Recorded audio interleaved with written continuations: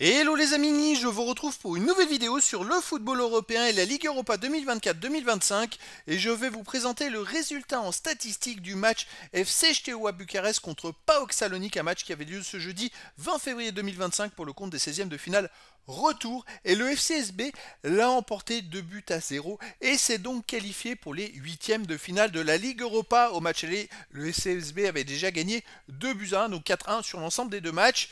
Au final, une belle qualification du FCSB. Alors on va revenir dans cette vidéo sur les buts de cette rencontre, mais surtout sur les statistiques des deux équipes pour comprendre ce qui a pu se passer dans ce match. Et on terminera la vidéo par un aperçu des prochains adversaires potentiels du FCSB en 8e de finale. Alors donc, une victoire de but à 0 dès la 30e minute. Sisotti a marqué le premier but pour le CSB, puis à la 81e, Miculescu a marqué un deuxième but. Bon, une victoire de 0 qui est presque logique dans le score. J'ai l'impression qu'ils n'ont pas été vraiment trop en danger. On va voir les statistiques. Et pourtant, c'est 53,6% de possession de balle à 46,4% pour le PAOK. 393 passes tentées à 342, 317 passes réussies à 271, 80,6% de passes réussies à 79,2%.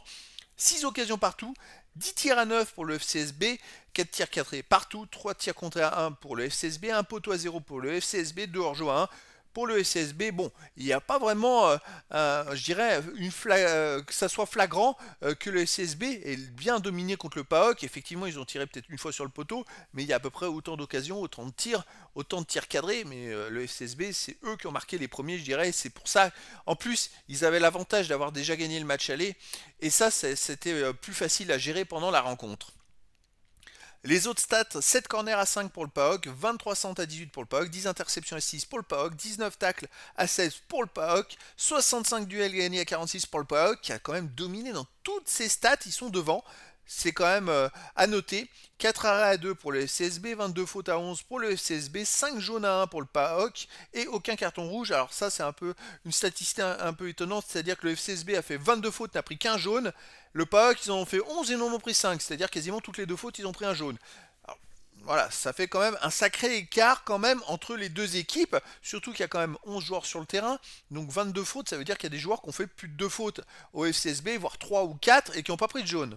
C'est juste pour donner le rapport. Après, le PAOK a beaucoup poussé pour essayer de revenir puisqu'ils ont été menés, et finalement, ils n'ont pas réussi à... C'était peut-être trop maladroit pour arriver à faire quelque chose et à renverser le FCSB. Alors, en huitième de finale, le FCSB jouera le match aller le jeudi 6 mars et le match retour le 13 mars. Et il y aura tirage au sort. Ce sera soit contre l'Eintracht Francfort, soit contre Lyon.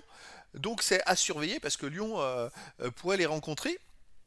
Donc c'est une équipe qui est quand même, le FCSB, qui a fait quand même un bon parcours jusque-là. Voilà les amis, c'était la présentation du résultat en statistique du match FCSB contre PAOK Salonique, un match qui s'est terminé par la victoire du Steaua Bucarest 2-0 et la qualification donc du FCSB pour les huitièmes de finale de la Ligue Europa 2024-2025.